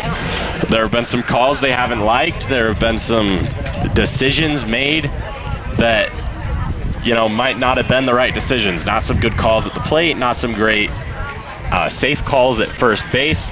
A lot of it was yesterday. Coach Scow was frustrated with an interference. Coach, his name just left me. Henry. Coach Henry. Coach Henry was not too happy about an interference call made on one of his batters, and tensions just boil over for Scow, and he gets ejected. At first I thought he was throwing out Kyle Sanderson, our athletic director, and that one shocked me for a minute, but turns out it's because Scow. I was going to say, we'll see how the players let it affect them, and time's called. We'll see. I don't know if they're clarifying a count or, but 0-2 is the count. That's what the umpire tells us, and Pleasant Grove has 2 ways they can, three ways they can let it affect them. One, you just decide the umpire just wants to be a control freak and you don't let it affect you, just keep going on the way you are. 2, you can, strike 3 on Baxter. Don't know if they like that one all too much either. Let's see if Coach Henry has some words, because that was not a great As the umpire is going to go head into Pleasant Grove's dugout. I don't know who he's talking to, but he's just grabbing his water. I don't know if he's allowed to go into the dugout and talk to someone, but a K to end the inning, and Pleasant Grove, if needed, and this is great news for them, if it does go to the bottom of the 7th inning, they're sending up the top of the order. They're sending up the best hitters that they have. So far, though, I don't think if you're here for Taylorsville, you're liking your chances. Tua Wolfgram has put up a very great outing. And he's back out to pitch his 7th inning. His name just left me too. The other commentator. Eddie. Me and Eddie were having a talk about country music. What are your thoughts, on country music? I guess when you're doing it, when you're listening to it just alone while doing nothing, I'm not a huge fan. But I think country music and baseball, they pair very well together. I agree. I think if you're hating on country music, again, I said this earlier, but if you're hating on country music because it's the cool thing to do, listen to country music first. I really didn't listen to country music, and then Morgan Wallen put out his One Thing at a Time album last month, and I've been hooked, honestly. Baseball and country music, I love how you said it, they go hand in hand. you know, one of the best pairings since peanut butter and jelly, honestly. Well said. America's game, and Wolfgram is out for his 7th inning of work. The crowd behind us likes to chew out this umpire, and I honestly, I'm with them. I was gonna say, I don't know if I'm allowed to say it, but keep at it. 6 innings, 2 hits, no earned runs, 1 walk, and 6 Ks for Wolfgram. First pitch swinging, and it's gonna fall in the grass. Make that 3 hits. As Muehlstein reaches first on a single to left field. Something I've noticed so far today is Pleasant Grove's outfielders have been playing these little bloops perfectly. They haven't second-guessed themselves. They haven't overran it. You know, they've played them perfectly. They've gotten in front of it, and they've kept runners to singles when they could have turned doubles. And it looks like Taylorsville will pinch run Muehlstein. This is what you were saying. Usually you don't hear first base and fast in the same sentence. And Muehlstein, the first baseman for Taylorsville. I mean, I hate to judge on looks, but they're gonna pinch run big guy. He's made some great plays digging it out at first, though. He's a great fielder. Just doesn't get it down on the base paths for what they need at this moment. It's number 6, Sean Adair, who is pinch running here in the top of the 7th inning. As we mentioned earlier as well, Muehlstein and everyone on this field, they're athletes. Like, they're very talented, and he's been great at the plate today. He's been great in the field, as you mentioned. You just have a faster guy on the bench, and that's what you need right now. You need speed on the base paths, and you need a run to come across, and you like your chances. No call! No call there. That's been called a strike for... I don't know if he wants to throw someone else out, but I think that was middle fastball. Arguing. That was a middle fastball, and he let it sit as a ball. I don't know if Farr did something on the frame, or you don't really have to frame that pitch. You just have to catch it. As there's a pitch high and tight. There's a ball. If you want a ball, there's a ball. Surprised I don't see Coach Henry trying to chill at the umpire for that. How mad he must be. Maybe, I don't know what happened yesterday. I wasn't there, but I don't know if he probably said something, but it was not as animated as I would have expected him to get. 2-0 is grounded down the first baseline, foul. Pleasant Grove escapes this one. If he pulls that one right over the line, that's gonna go in the gap for a base hit. Probably could even score the runner. Yeah, even with Gardner playing right on first, that still probably sneaks by him. That was smoked down the first baseline. Very tough one to field. And you've got Adair who's sitting close to first. A 2-1 kicks, deals, grounded to second, and he'll just take the ground out at first. Adair advances to second, but an out. So Pleasant Grove's 2 outs away from moving on to Orem, as it's a 4-3 ground out. Runner advances, and with how closely the runner was playing to first base, I feel like if that ball was hit just a bit harder, that could have easily turned the double play. But it was a great play from Baxter to just turn and make the first. And well hit from Cottle as well. You advance the runner, that's what you need to do. I mean, there's a point where, and I think right now is the point, maybe last at-bat could have been the point as well, but there's a point where you got to start scoring runs. But as Cottle, you move the runner into scoring position. If that's all you can do, I think Taylorsville takes it. I just don't understand this umpire calling that a strike, and calls one that was closer and lower closer to the center, and he calls that one a ball, and this one's farther outside is called a strike, and it's just inconsistent. The worst part about it being on. The art of umpiring. As Adair leans to second, as there's a pitch low for a ball. As we've been talking about frequently, it's harder said, or it's easier said than done. And this umpire overall has not been great today, but it's a tough job. And it's off the heel of Scow's, what is that called? The wrist. It's off the heel of his wrist. So the third error of the game for Scow. Scow. That's got to be so frustrating for him, and that brings up Keys, and I think that might be it for Wolfgram. We'll see. He hasn't motioned to the bullpen yet, but he might be taking the ball. And he's going to keep Wolfgram in the game. Just going to talk to him about how to attack this. You're looking for the double play here. That's probably what he's telling him right now. You're looking for the double play, keep the pitches low, try and turn a ground ball. And I wouldn't be surprised if he lets Scout know, like, I have faith in you. Like, if that ball comes to you, I know, like, you are fielding that ball 99 times out of 100. They're Taylorsville. You look to steal here. You've got a runner on third and even a slightly bad throw down second could score the runner. Yeah, I'd be shocked if they don't try, even with the way Tua's been picking people off. You've got Kramer on first and Keys up at the dish. And now the umpire stops the game for some reason. I think he was clarifying a count. It's an 0-1 count. I think it's 0-0. Again, I think he was clarifying there's one out. As that pitch is fouled behind the plate. It could be either. I think you're right. I think it's an 0-1 count now with one out, and there's runners on the corners.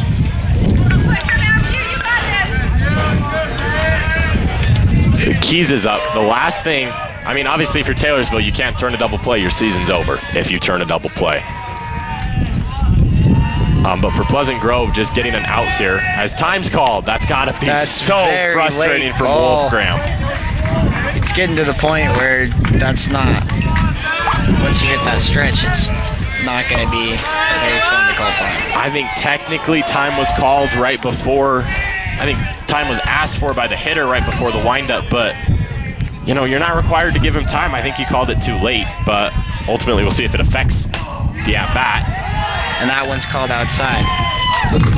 The inconsistency continues. It's so frustrating to watch this. You can't expect umpires to be perfect. You know, they don't have a box in front of them.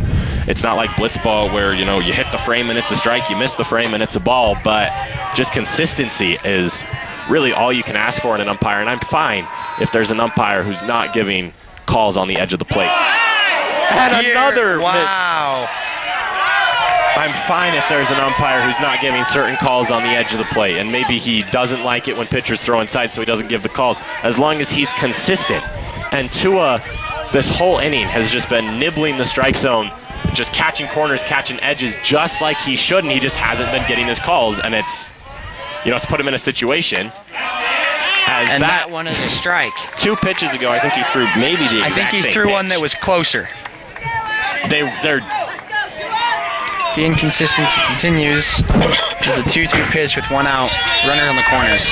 And as we've mentioned, you can't expect perfection. You just can't expect perfection. There's a human element to it. And everyone, coaches, catchers, hitters, pitchers, everyone understands there's a human element to it. As far with a good block keeps the runner on third from coming home, but the runner from first advances to second, which takes off the double play. Everyone understands there's a human aspect to this. The umpire is not going to be perfect with his calls. And, you know, they'll grace 1, 2, 3, sometimes even 4 missed calls a game. But after you reach that threshold, it just starts to get exhausting and frustrating to watch, and that's the point we're at right now. Here's a payoff pitch. Cut on a miss, got him way in front of the breaking ball in the off-speed. It was a great pitch selection and a great pitch. As I don't know if Mason Henry's heading to, it looks like he's heading to the bullpen. I don't know what situation has to happen for them to bring Mason Henry in, because there's 2 outs in the top of the 7th. You know, you get an out here, ball game. You know, obviously it's not that easy. But Stevens, he's the 8th batter. He grounded out to the pitcher in the 3rd and hit a pop out to second baseman in the 5th. Wolfgram looking for one more out for the complete game. And the pitch. Grounded towards 3rd. And it gets through the legs of Wilson. 1 run scores. Rounding 3rd. 2-run score. It's a 2-out, 2-run RBI single. On E5.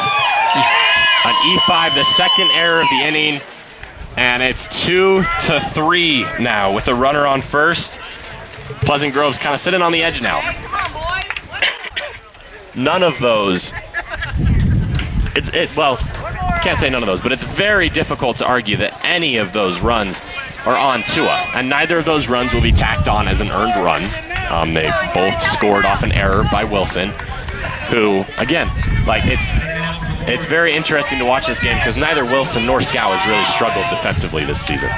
They both played great defense, but Scow has 3 errors, Wilson has 1. Like, there have been 4 errors today for Pleasant Grove, and all on that left side of the field. Now you have Ballard, the 9-hitter. Again, you're just looking for 1 out to escape the game. You know, at the end of the day, it doesn't matter if it was 3-2 or 3-0, just as long as you move on. And that's what Wolfgram's looking for here. And the pitch. In there for a strike. Count 1-1. Don't want to keep rehashing it, but that kind of looks like the same pitch we saw a couple plate appearances ago that was called the ball. But I feel like we've kind of beat that one. We've kind of beat that topic enough. The 1-1 with 2 outs. Wolfgram deals as it's poked high in the air. It's going to go foul and out of play on top of the batting cages. So 1 strike away is Wolfgram.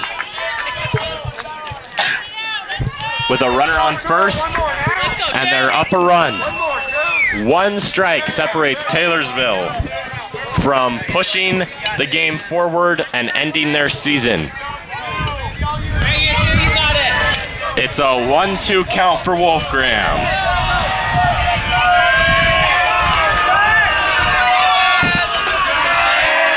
Ballard, who's reached once off an error and struck out in the biggest spot of his life right now.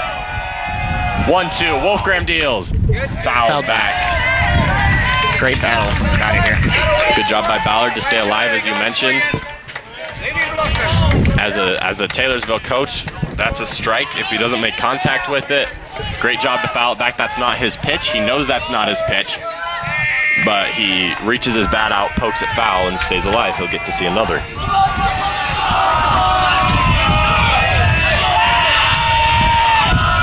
comes the 1-2. The pitch is hit towards Scow. He fields, flips to second in time. Pleasant Grove wins 3-2. They'll be going to Orem to play likely Skyridge in a 1-game set on Monday at 11 o'clock.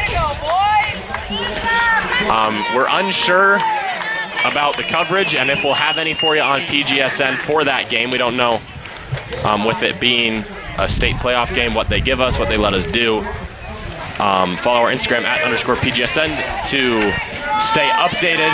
Pleasant Grove Taylorsville with a great series. Game 1, Pleasant Grove blowout. Game 2, well fought, 1-run win for Pleasant Grove. You want to do maybe a player of the game, something? I think defensively, I'd want to give it to Jacob Baxter. I mean, obviously you want to give it to Tua, but I think one of the ones who made the most plays was Jacob Baxter. He made terrific play after terrific play out there. Had some quality plate appearances, getting the hits that he needed to, and he overall did his job. But I think ultimately you'd have to give it to Tua.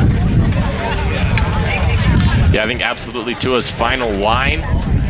He goes the full game. He goes 7 innings, allowing 3 hits, no earned runs, 1 walk, 7 strikeouts, 2 runs, and then 4 defensive errors behind you. As a pitcher, you know, those errors just get so frustrating. And Tua kept his cool, kept his head on straight, and he made his pitches when he needed to make his pitches, even when, you know, it's obvious that you could tell he was frustrated. He went out and he did his job. Offensively, RJ Wilson, you know, I think has to be the clear candidate just because he's the only one who drove in runs. He had a single, a double, and 2 ribbies. And, you know, those were the runs that won Pleasant Grove the game. And then on Taylorsville side, you have to give a shout out. We're not really doing a player of the game for them, I guess. But you have to give a shout out to Dan Healy. He pitched just a gem. Even He had one bad inning. It wasn't even a horrible inning. It was caused by, I think there was an error or two in there. I don't remember it all too well, but overall, other than that, he pitched, I think he had, 9, 10 strikeouts? He had 10. He had double-digit strikeouts. I don't think he walked the batter all day. He walked one. He walked Scout in the that's first true, inning. yeah. And then after that, everything else was silent. He pitched a great game. Pleasant Grove. They put their best on the mound, and he did all he could. Yeah, going 6 innings, 5 hits, 2 earned runs, 1 walk, 10 strikeouts is the big number that sticks out for him. And then 3 runs and 2 errors. Just a great game by Healy. He's given the loss because he was their only pitcher. Wolfgram given the win. Just a great game. You got to have so much optimism if you're Pleasant Grove going in. You're 9-1 in your last 10 games. You'll play again at 11 o'clock on Monday at UVU against, we keep talking about it, probably Skyridge. We don't have a for sure answer right now. Do you know who's going to be pitching on Monday? If I had to guess, I'd say Pleasant Grove's going to send out Hudson Banks. He's been, I don't know the right word. I'd say inconsistent is the right word for him.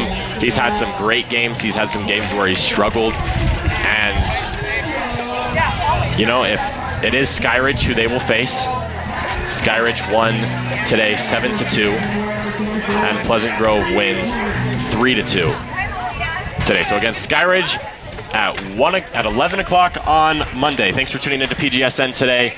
Vikings win. We'll see you on Monday. Go Vikings.